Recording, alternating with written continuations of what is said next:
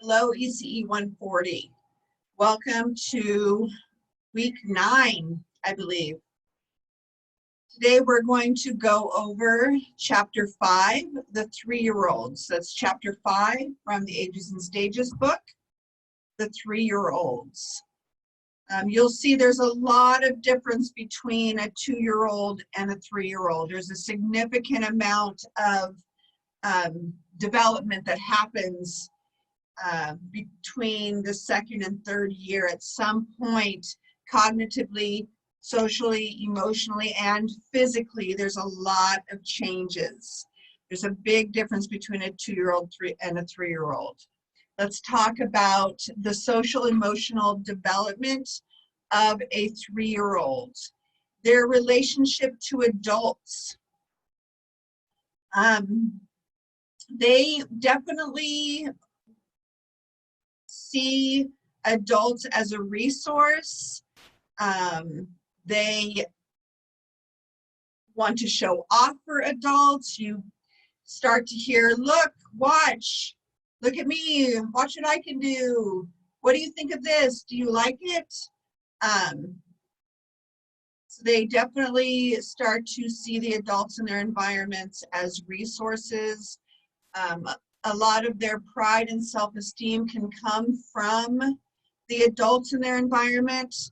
I think we have to be, as adults and care providers, very aware of that and intentional about that, because they are so susceptible to our praise. We want to be sure that we don't use that to manipulate. What I mean by that is, if you were good, you would da-da-da-da. Or look, Johnny's helping me.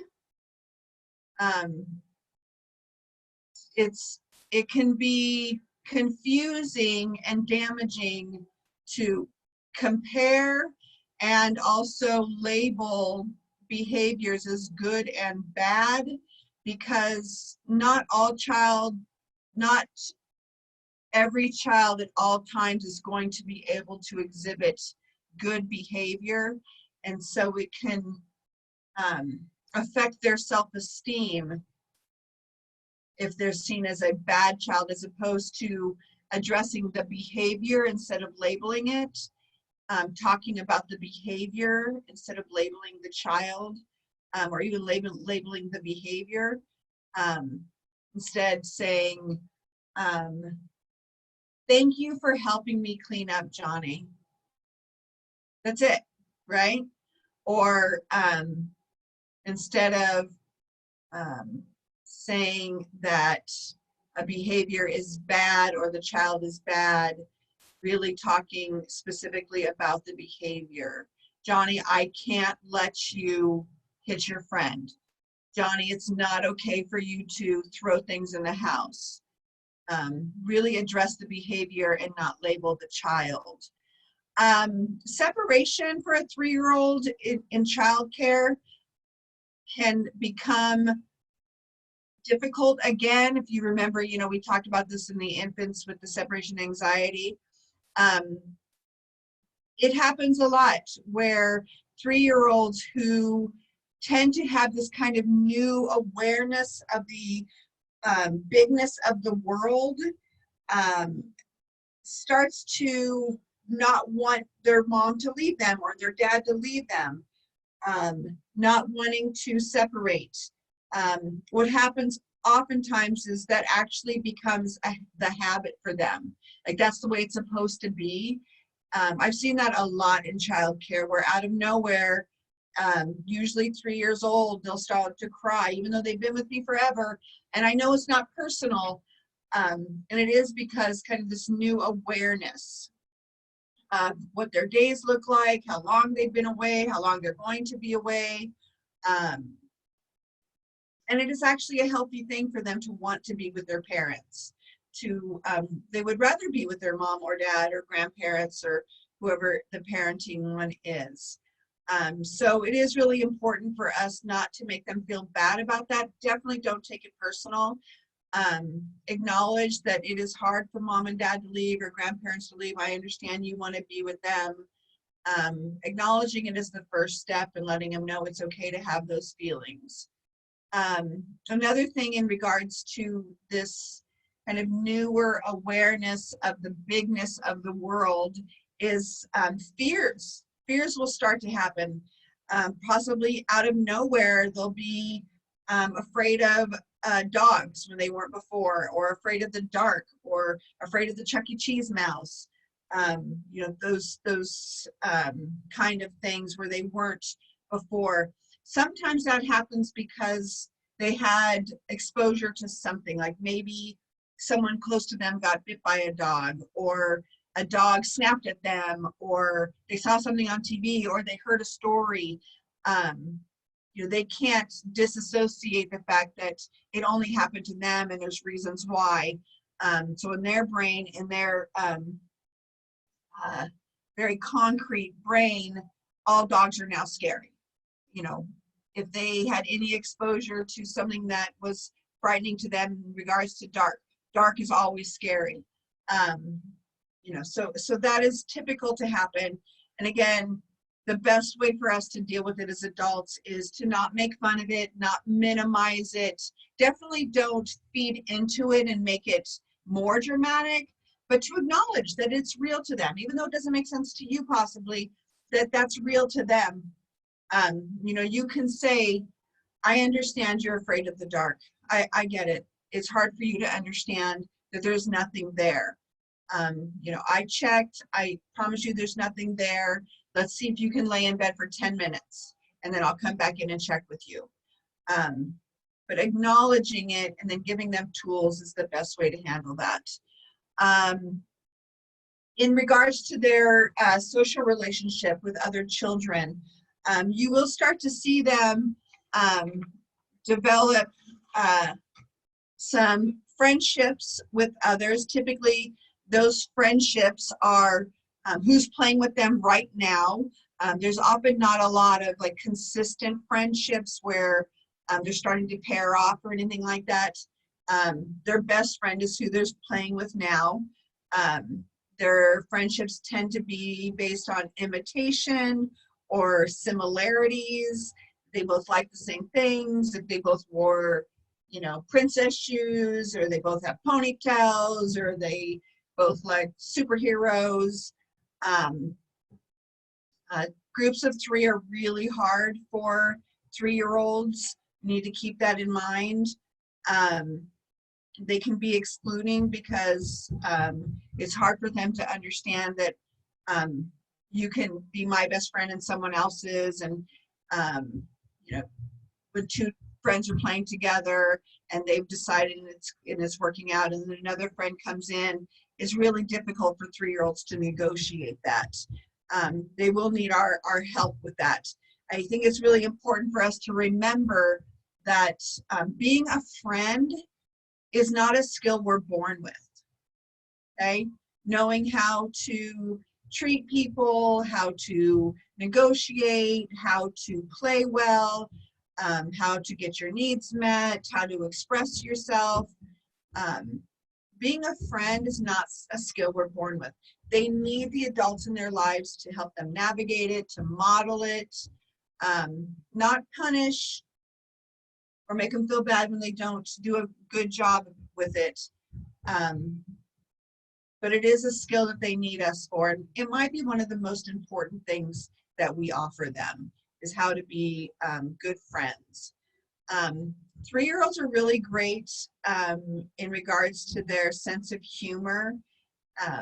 They like to laugh at ridiculous things, like bodily noises become hilarious, variations in voices become hilarious. They love things like the name game, like Anna Banana, 05 Fana, that cracks them up. Slapstick humor, pretending to fall, those things are hilarious to 3-year-olds. In regards to behaviors that we see for social emotional development, I think it's really, well, let me back up a little bit. I think it's really important that in how we respond to 3-year-olds, that we give them reasons. If we need them to correct behavior or change behavior, giving the reasons is crucial to them.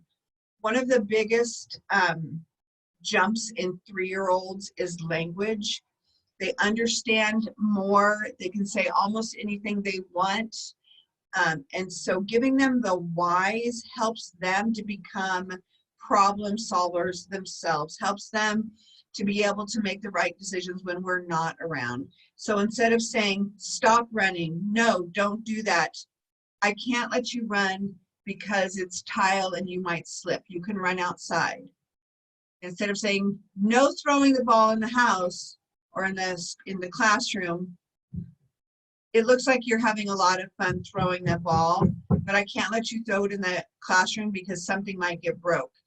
As soon as we go outside, you'll be able to throw the ball. And then remove the ball. Because if you have a ball in the classroom, you're asking for it to be thrown. That's a side note. Things like being, hurting each other physically, instead of just a blanket no, you can, first of all, acknowledge whatever the emotion is. You're angry, you are mad. I see that you're mad because so-and-so took your toy, or you want that toy.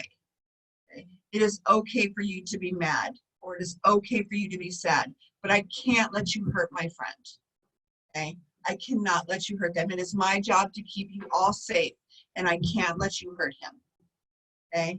And then give them an alternative way.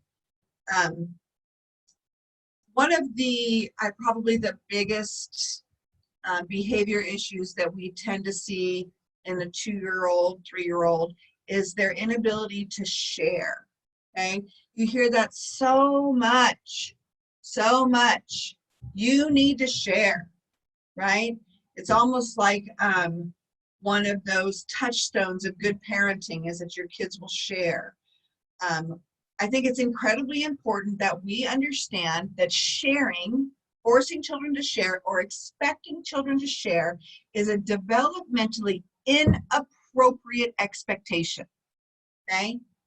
Young children are not capable of sharing their things, okay? And remember, they're egocentric, okay? So everything is theirs. What's yours is theirs, what's theirs is theirs. What they were playing with earlier and then dropped and walked away from is still theirs. That is a developmentally appropriate response from a young child. They can't fully understand that other people have a point of view, that other people have feelings, that what they do affects other people until 6 to 8 years old. So a 2-year-old, a 3-year-old, even a 4-year-old. Sharing is a developmentally inappropriate expectation. And if you remember with Erickson, if we are constantly expecting them and making them feel bad for not being able to do something that they can't do, it does and will affect their self-esteem, okay? So if we're constantly on children because they won't share and we're telling them they're selfish, or, what's wrong with you, or taking it from them, or, snatching it away, they take that personal. That affects their self-esteem because they're not capable of understanding that someone else could want or need to play with those items also, okay? When adults expect and demand a child to share, it's developmentally inappropriate and an unrealistic expectation. Okay? They are egocentric, okay? Children will learn to share when they're allowed to have their complete experience, their beginning, middle, and end. As adults, we don't force each other to share, right? If I go into a restaurant and you and your family are sitting at a table, I can't walk up to the table and say, it's my turn, give it to me. You're like, when I'm done, you can have it. That's how the world works, right? But somehow we've got it in our mind that we're going to teach children how to wait their turns by forcing them to share. And that is completely backwards. What happens when we force children to share is not only can it negatively affect their self-esteem, but then it also interrupts their play, keeps them from being able to allow children to even join their play. Because if they've grown used to being forced to give up their materials, as soon as a child enters their play, they hoard, right? And they're, no, okay? When children can trust that they're going to be given the opportunity to fully have their experience, to completely meet their needs, right? Play with those items as long as they want, then they're fully willing to give those materials up when they're done, okay?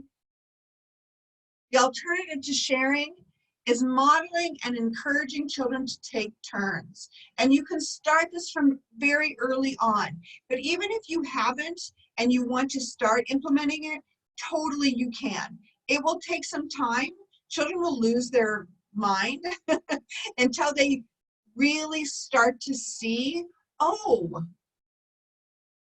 when it was my turn, I got to use it as long as I wanted, right? Or, oh, you're not making me give this up. I get to use it as long as I want. Then next time when they want something and you say that to them, right?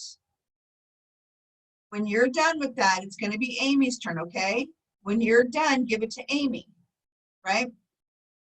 When they've seen that you've given them that opportunity and respect to have their full experience, then they're going to remember next time.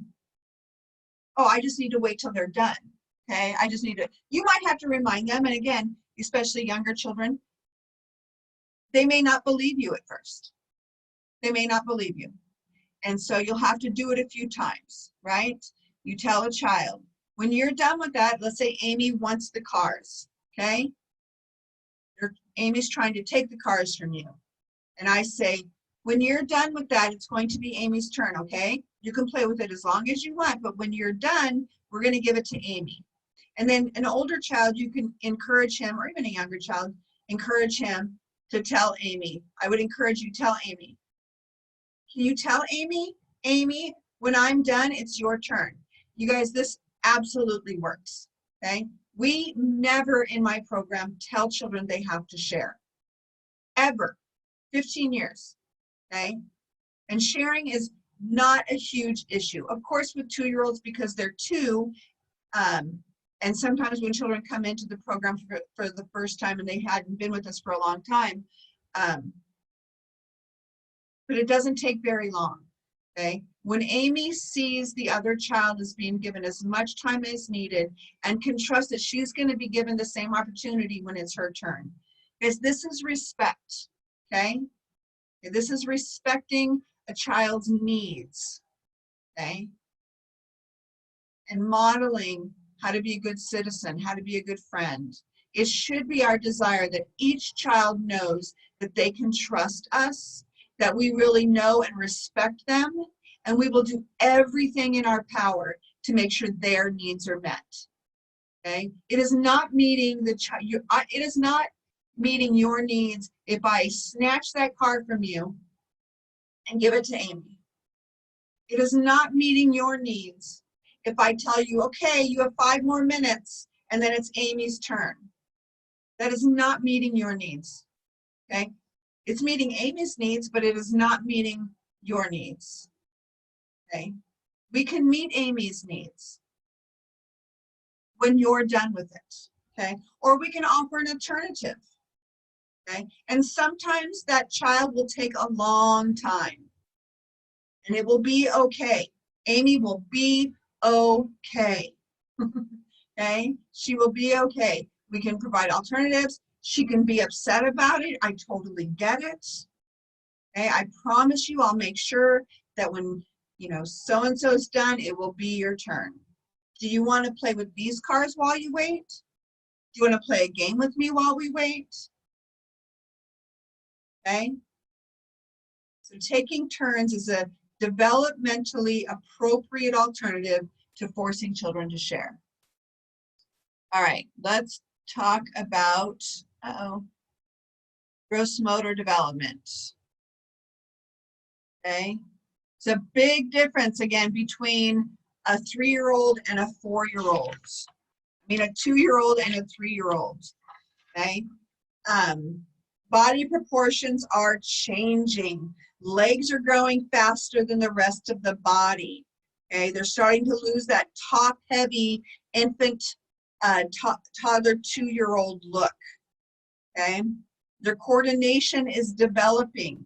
3-year-olds are capable of so much. They can run well, they can gallop well, they can jump with 2 feet. Have you ever seen a 2-year-old jump? Not usually with 2 feet. Their dancing looks different. They start to use alternate feet when they're climbing. They can balance better, okay? They're capable of so much, okay? The book calls the 3-year-old, or the 3-year-old the year of the tricycle, because it's typically in a 3-year-old where they stop doing doing this with their feet and pushing, and they're able to actually use pedals. Okay, that's a significant right brain, left brain skill, right? Where they're crossing messages and eye-hand coordination, and it typically happens at age 3. Let's talk about fine motor development for a 3-year-old. Typically at 3 years old, children are very interested in using writing materials. They're nowhere near ready for structured writing lessons, but we should absolutely be providing materials in their environment and for them to be able to use writing materials, but even more importantly, activities and materials for them to practice and use these hand muscles, okay? Things like the glue gun and cutting and Play-Doh, those are activities for them to use these muscles, and that's really all they should be doing, okay? Construction toys, squeezing, rolling things, sensory materials where they're picking up things. That's what we should be offering 3-year-olds, okay? You'll see at the a 3-year-old, especially an early 3-year-old at the top of this, will hold their pencil with their whole fist, okay? But typically at the end of the 3-year-old, you'll see down here where they hold the pencil with their grasp like this. If they're not, there's no need for us to correct it, to force it. It will happen when it's supposed to happen. And if it doesn't happen for a while, as long as they're on track for their scribbling, you know, and interested, why do we need to correct them? Okay, how many adults do you know that write like this? Okay, and even if they do, they can write, right? So no need to pressure them or force their bodies to do something that they're not ready to do. 3-year-olds are really, again, so capable. They can do toileting on their own, typically, hand washing, eating, dressing. They can button and unbutton, yay! They can unzip, they can put their shoes on, woo! Becoming much more capable. And being able to do these things on their own really, really helps their self-esteem, right? That sense of independence and self-esteem grows when they can be successful at all of those self-help skills, okay? A dominant hand is not evident yet, okay? No, it's not evident yet. They might start to favor, and do pay attention if you have a child who's 3, 4, having a difficult time figuring out how to use scissors and you only have right-handed scissors. Make sure you have some left-handed scissors too, so that all children's needs are met, okay? All right, let's talk about cognitive development, specifically language. So like I said earlier, this is probably the most significant skill that changes for a 3-year-old. We already saw in the 2-year-old the amount of vocabulary from the beginning to a 3-year-old. Now, not only are they adding words, but they can talk fluently, okay? So fluent talk is an emerging skill, which means that they can pretty much say whatever they want. Even late talkers, like I have a niece, she didn't say hardly a word at all until she was 3.5, and then it was, oh, no problem, no problem, okay? They don't typically even consider speech and language therapy until 3. Personally, as an early childhood professional, I would wait until 4 and give them an opportunity to show that. Stuttering happens a lot for a 3-year-old. This is not necessarily at a 3-year-old in their 3rd year an area of concern. It really just means that their brain is working faster than their mouth can form the sounds, okay? Incredibly important that you allow them the time to work it out. Don't correct them, don't talk for them, don't try to guess what they're gonna say. The best way for stuttering to take care of itself is for children to be able to have all the time that they need for it to come out. Because then their brain and their mouth will start to work together, and the mouth, how the mouth makes sounds, will catch up to the brain, okay? So incredibly important overall, you guys, that we are not correcting pronunciations, okay? Just like every other area of development, the way our mouth is able to make sounds is on a progression, okay? So there are 3-year-olds who say sounds differently, who can't say sounds, okay? We don't teach them by correcting them. We actually make them feel bad, right? I've often thought, if I was a 3-year-old, or let's say you were a 3-year-old, or let me back up, okay? What if every time you tried to talk to me, I corrected you, right? Let's say I didn't like the way you said apple juice. Apple juice. Say apple juice. Apple. Say it with me. Apple. What could you imagine if every time I tried to talk to you, or even some of the times that you tried to talk to me, I did that to you? You wouldn't want to talk to me, okay? But we do that to kids all the time. I promise you, their mouths will work it out, okay? It is typical for 3-year-olds to not pronounce things correctly, okay? One of the things that we can really help with them is by modeling how to be a good conversationalist, okay? You see a lot for 3-year-olds there. They have what is called this dual monologue, which means that they will both be talking about their own topic, right? And then all of a sudden, talk about something else and kind of going back and forth, right?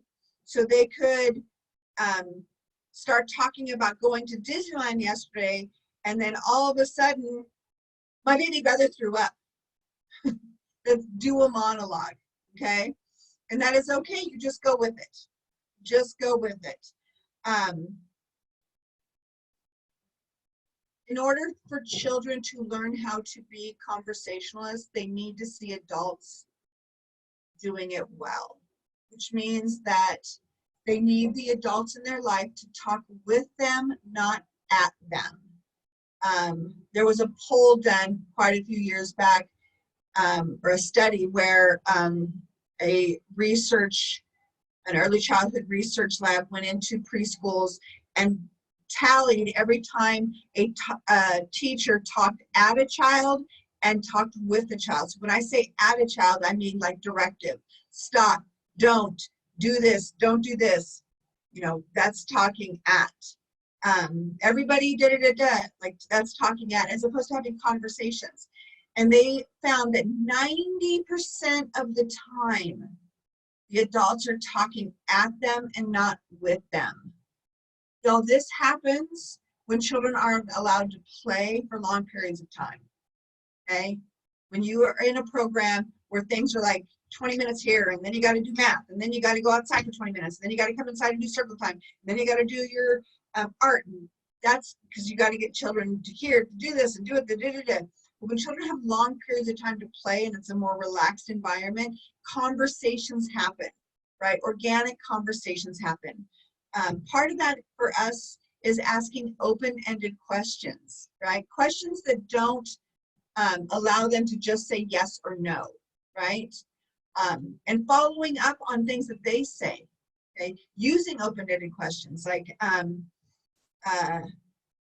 open-ended question would be, instead of "did you have breakfast?" "Tell me what you had for breakfast." "Ooh, how did that taste?" "Who made that for you?"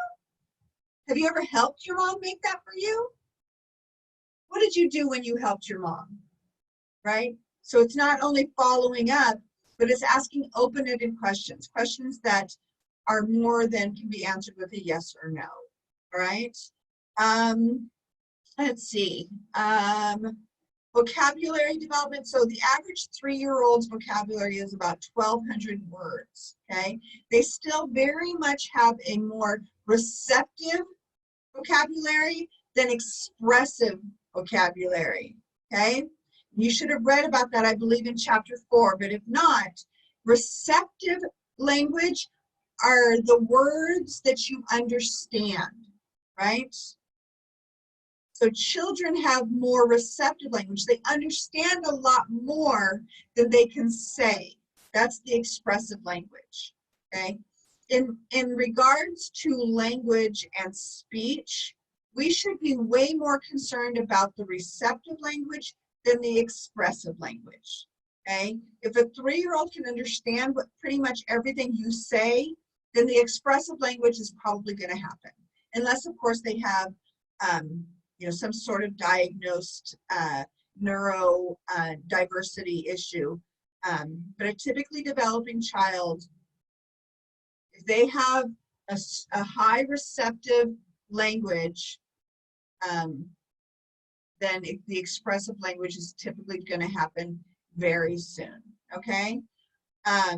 And language is important because it has a huge impact on child development, okay? It's what, words are symbols. When you have a lot of words that you can attach to your thoughts and your images, okay, it makes it easier to think, okay? It makes it easier to think. So that's why cognitively there's a huge leap from a 2-year-old to 3-year-old, because they have more language to connect to their thoughts and their feelings and images. And it also helps, like we said earlier, giving them the reasons. It helps us to be able to reason with them, to explain to them why things are not okay or why you need them to do things. The book says that the 3 years old is the appropriate time to introduce academic. This is important, okay? It doesn't mean that we need to start teaching them things. That is not what that means.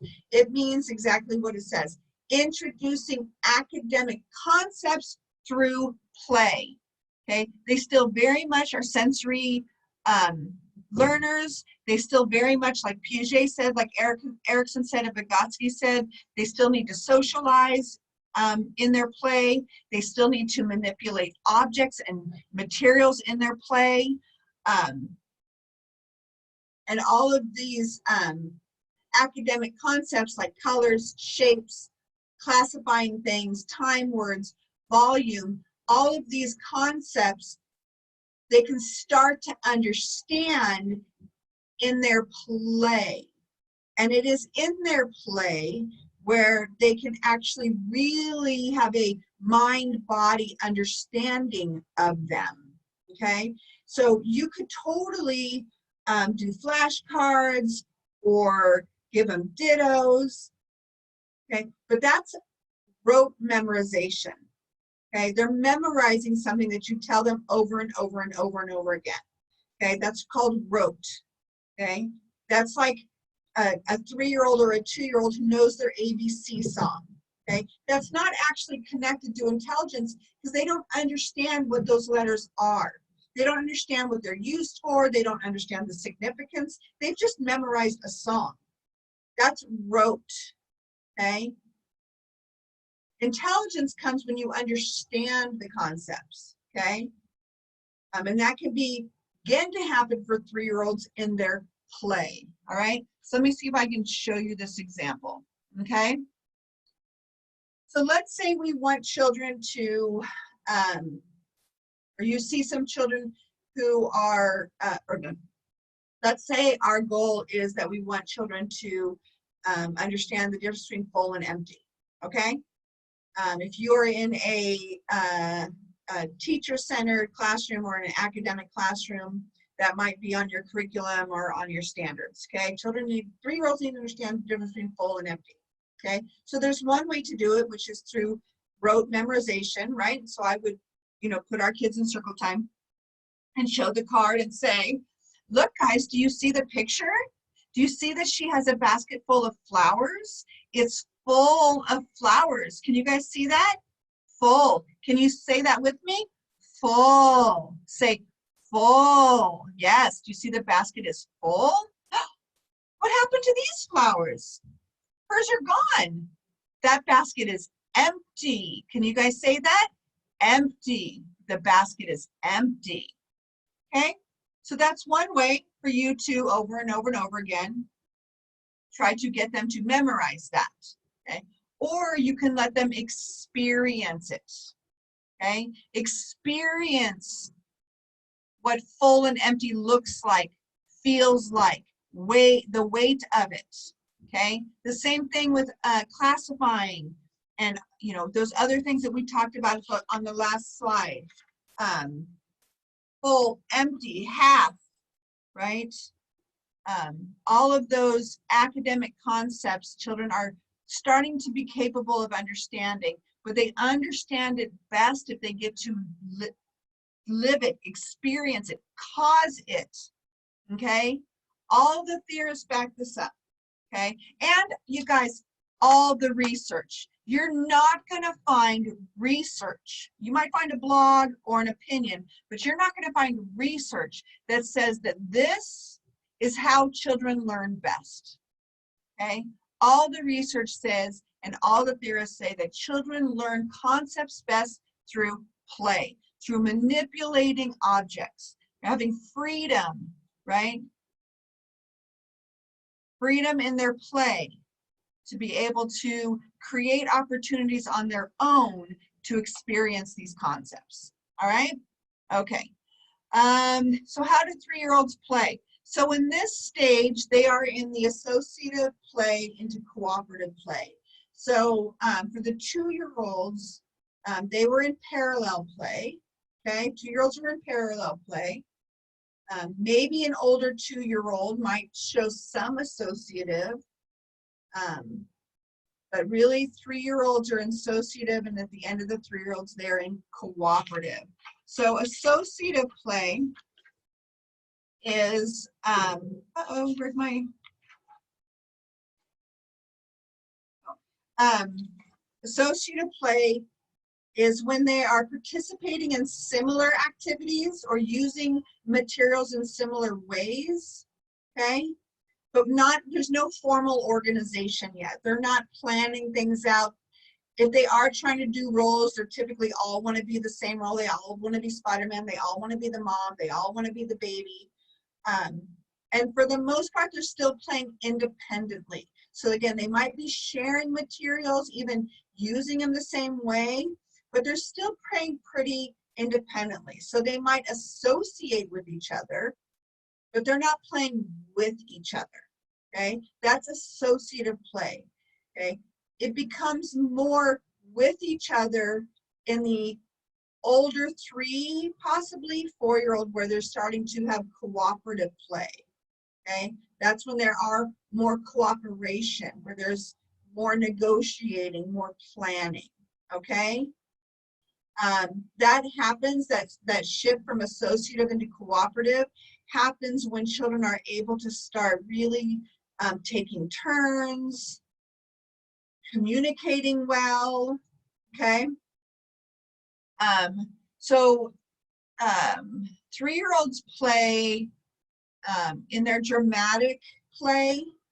If you go to page 123 and 124 in my book, it's a really great explanation about dramatic play. I want to read this to you really quick. It says, while many adults consider dramatic play cute, but generally a waste of time, the opposite is true. This type of play, dramatic play, has many benefits, directly and indirectly related to the academic learning. Okay, the psychological benefits are best known. Okay, social emotionally, children put themselves in roles of power when they pretend, taking care of scary situations. They're the doctor giving the shot or the powerful parent tucking the baby into bed.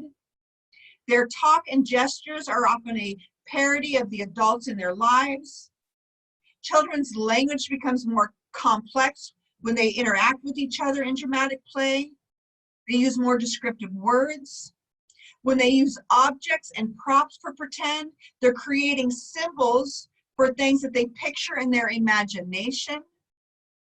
And this relates to their ability to use symbols such as letters and numbers later on, okay? The research shows that children who've spent a lot of time in dramatic play, literally putting themselves in someone else's shoes, seems to become more empathetic in real life because they can imagine how other children feel. Y'all, those skills that I just talked about is whole child development, okay? Dramatic play offers whole child development, and it should be valued in our classrooms and be given opportunities, not just in free time or not just a center that we open every once in a while. It should be always available, okay? So having a housekeeping area with familiar items, child-size items, items that connect to the children in your classroom's cultures are incredibly important, okay? Block play. Block play is another area I think that is not given the credit it's due, okay? Math skills aplenty are developed in block play, okay? Geometry, physics, spatial awareness, so much is happening in block play. If you were to look on page 125, it goes into that a little bit more, and I think in the 4-year-old chapter even more, okay? Sensory play is still an important part. Again, I talked about that a little bit earlier, okay? Children still should be using their body to create things, to learn things. 3-year-olds love creative play. I really, really, really want to encourage you, though, to see creative play and art for what it is. It is not a predetermined project that they have to make that looks exactly like your example. Y'all, that is not creative, okay? You created it and they're copying it. That's not creative. That's definitely not art, okay? It's something else, but it is not creative. It is not the child being creative, okay? When they have to copy what you've done, even if you let them put their eyes wherever they want, they're still creating what you're telling them to create, okay? 3-year-olds love drawing. They usually can start to use scissors. Again, we need to make sure that the experiences that we're offering them are open-ended. There should not be an end product that things have to look like, okay? Because the creative process is about the process, okay? Being creative is about the process. The learning is in the process, okay? Not the end product, okay? The child in the middle being able to paint the baby, okay? The planning, the focus, the fine motor, okay? The choices on what colors to use, how to do it, those are all his process. all of the brain work happens in the process. It is not about it looking a certain way so you can put it on a bulletin board, okay? Because they're never going to have it look like yours unless you do it for them, okay? Unless you draw it for them, cut it for them, paste it for them, put it together for them, okay? And then all they learn is you do it better than them, okay? When you cut it for them, write it for them, open it for them, set it up for them, draw it for them, all they learn is you do it better than them, okay? They're not predetermined craft projects are not art, all right? And then lastly, y'all, we should take them outside, okay? Take them outside. Whole child development, everything you can do inside, you can do outside, all right? That is it for the 3-year-olds.